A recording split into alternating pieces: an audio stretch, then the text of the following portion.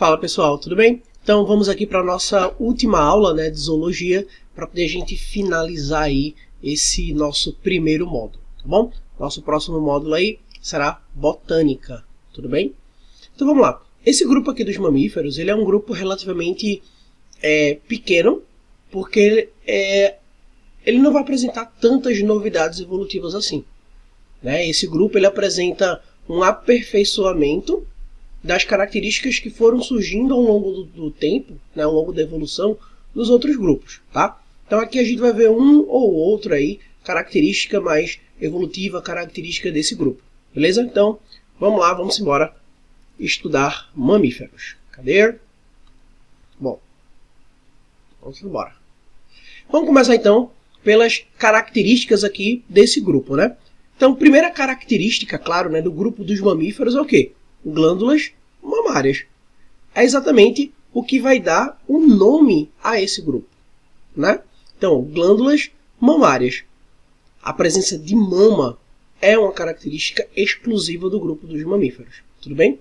Uma outra apomorfia, tá? Esse termo daqui, apomorfia, ele está associado a características evolutivas que são novas, né? Novidades evolutivas. Então, são duas até agora, né? Glândulas mamárias, corpo coberto de pelos. Essas duas são consideradas, deixa eu colocar aqui, apomorfias. Apomorfias. Pronto, são consideradas apomorfias, tudo bem? Os dentes, eles são diferenciados, né? Então o dente de mamífero, ele é diferenciado, ele é organizado de uma forma diferente, se comparado ao dente aí dos répteis, tá? Ou a dentição de algum outro tipo de animal. Eles são diferenciados em, podem ser, não significa que todos os grupos vão ter essas quatro características, esses quatro tipos de dentes. Então eles são incisivos, caninos, premolares e molares. Existem alguns grupos, como por exemplo o grupo dos tubarões, né? Os tubarões eles não vão apresentar uma dentição diferenciada. Os tubarões eles vão apresentar dentes todos do mesmo tamanho, todos da mesma forma, com a mesma organização. E aqui não. Aqui a gente começa a observar uma dentição variada e uma dentição mais direcionada para o seu modo de alimentação. Uma outra característica, que a gente encontra aqui nos mamíferos é a presença dessa estrutura daqui chamada de diafragma, beleza? Onde esse diafragma daqui ele é um músculo que vai estar associado ao nosso pulmão para facilitar aí a movimentação, durante a inspiração e a expiração, aumentando a eficiência das trocas gasosas. E claro, aqui embaixo, não é nenhuma novidade evolutiva, são animais endotérmicos, ou seja, aqueles animais em que a sua temperatura interna se mantém constante, independente aí da temperatura do meio. Tranquilo? Seguindo aqui, já vamos para a classificação. Aqui a gente também não vai se preocupar em ver todas as ordens dos mamíferos. Na verdade, a gente não vai ver ordem nenhuma, a gente vai ver os três principais clados dentro do grupo dos mamíferos, onde esse clado está de acordo com a sua forma de desenvolvimento. Então, o primeiro grupo de mamífero é um grupo chamado de Protodéria, ou simplesmente monotremados. Nesse grupo daqui, a gente encontra os mamíferos que botam ovo. Então, você achando aí que o mamífero não bota ovo, pois é, o mamífero bota ovo sim.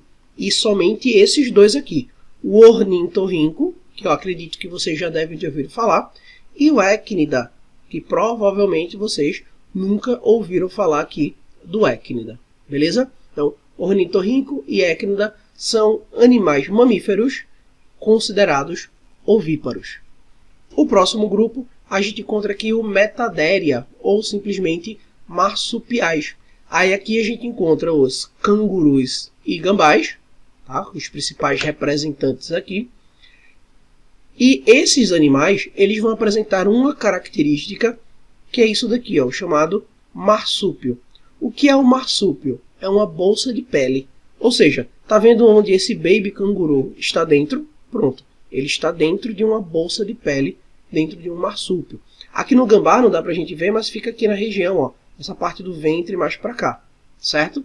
Então, o marsúpio é uma bolsa de pele aonde o filhote, né, um embrião, ele vai finalizar o seu desenvolvimento. Ou seja, os marsupiais eles não colocam ovo, eles têm um desenvolvimento interno.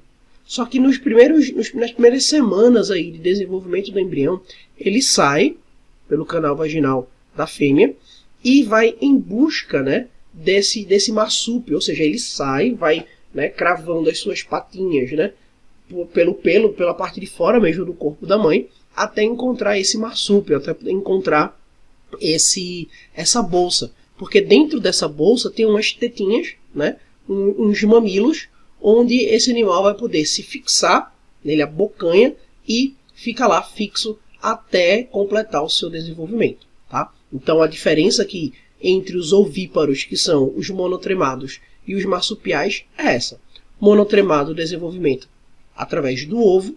Marsupiais, o desenvolvimento interno, só que aí com a ajuda dessa bolsa de pele. Então por isso que esse canguru daqui, ó, veja, esse canguru aqui já... Cadê minha seta? Eu perdi, pronto.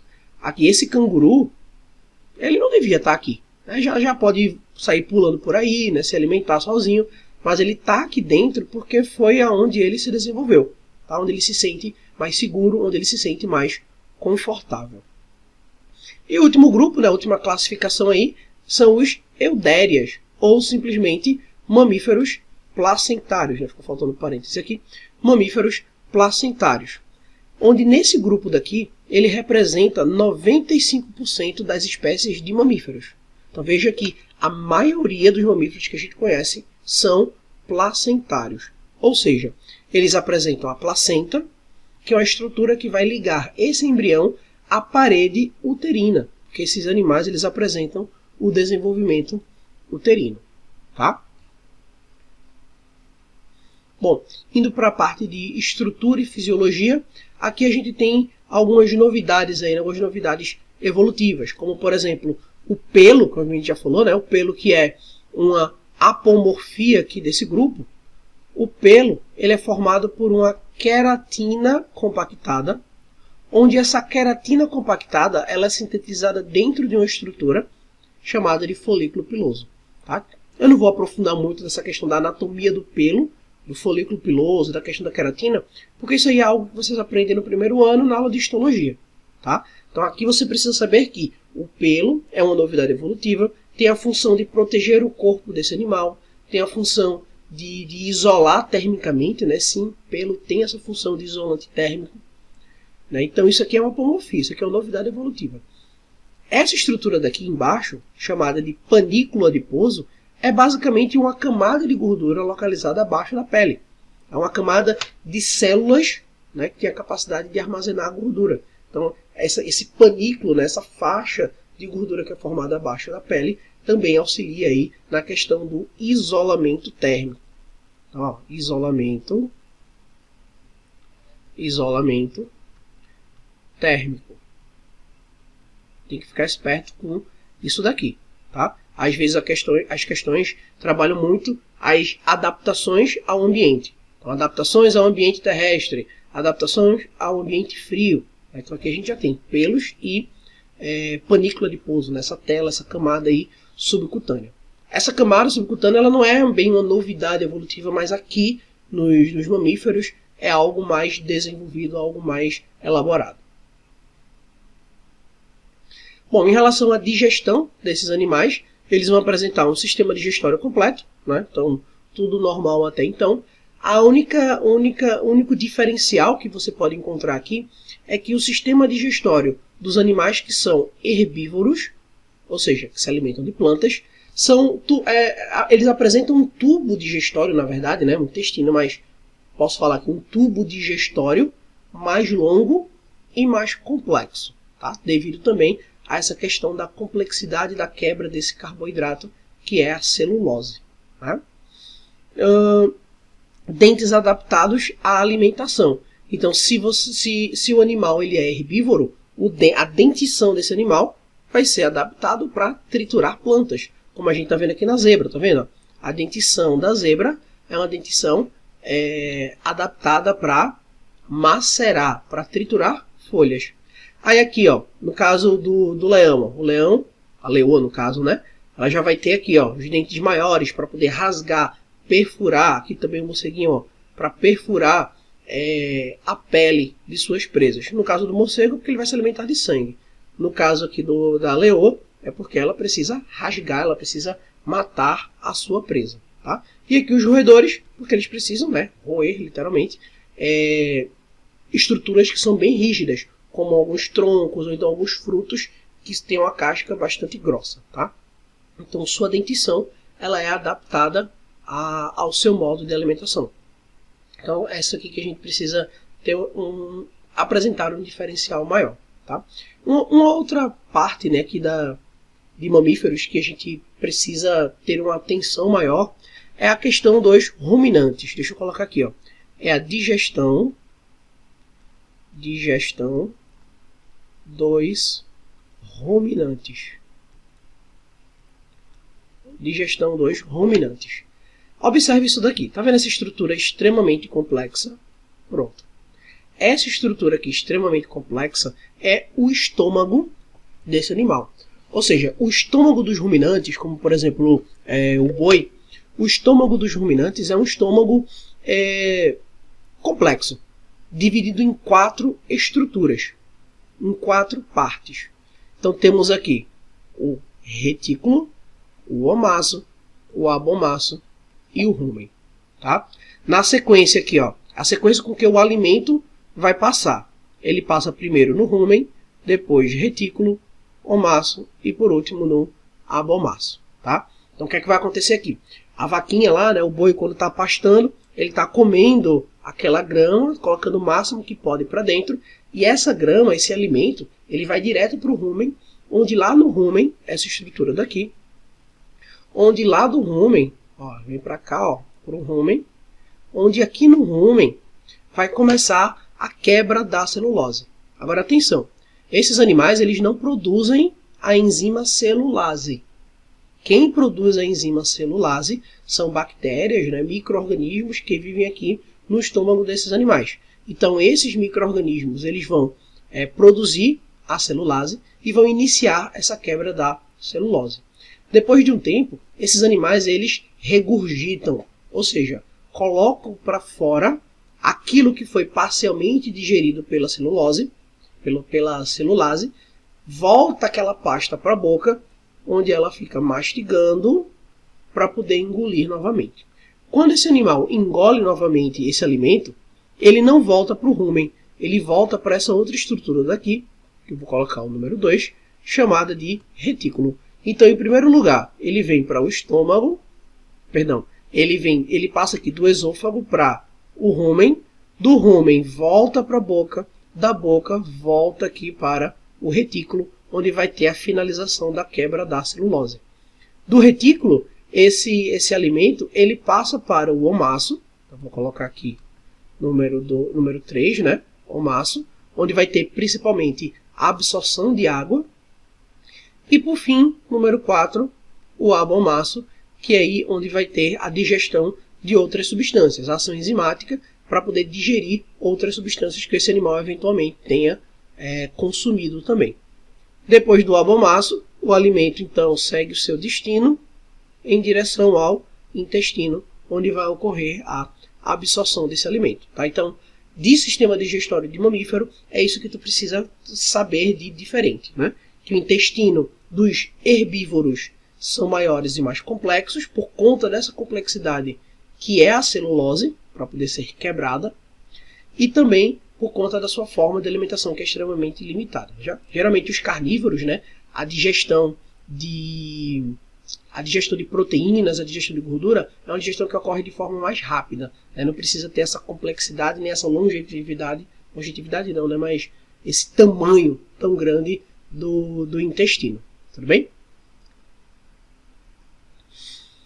Em relação à respiração, a gente tem aqui nos mamíferos a presença de um pulmão bem desenvolvido, é um pulmão maior do que o dos outros animais, um pulmão mais ramificado, com a maior capacidade de armazenar ar. E para ajudar ainda mais, existe a presença desse músculo daqui na base dos pulmões, chamado de diafragma, que quando ele contrai, realiza a inspiração, quando ele relaxa, ele realiza aí a expiração.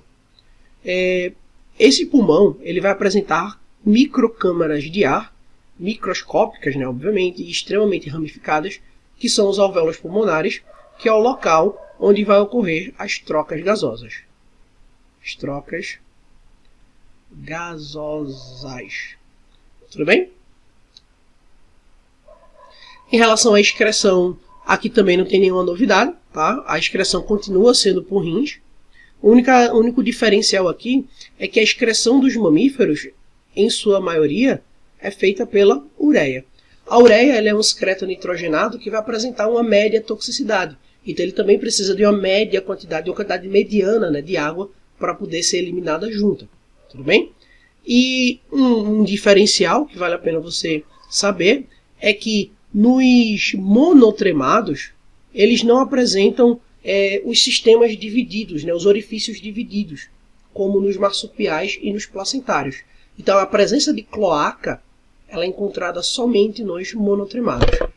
Nos marsupiais e nos placentários, a saída do tubo digestório é o ânus, a saída do sistema urinário é a uretra.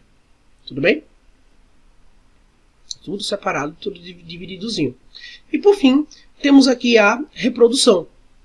Né? Que também não tem nenhuma novidade aqui. Né? São animais dioicos, que apresentam dimorfismo sexual, fecundação interna e desenvolvimento direto. Beleza, gente? Então veja, acabou a aula. Mamíferos é isso, mamíferos é bem curtinho mesmo. Só que o que é que você precisa ficar esperto, precisa ficar ligado aqui? O que é que mamífero tem de diferente? Tá? Quais são as características que diferenciam esse grupo dos demais? A gente viu as novidades evolutivas aqui. A gente viu os 3 tipos de mamíferos, 3 grupos de mamíferos, né? Você tem que saber diferenciar todos eles. Tudo bem, gente? Então, até a próxima. Né? A gente vai se encontrar aí no Tira Dúvidas para poder, na próxima semana, a gente fazer uma mini revisão, né? Para a prova de vocês. E em seguida a gente começar a botânica. Tudo bem? Beijo no coração. Tchau, tchau, gente.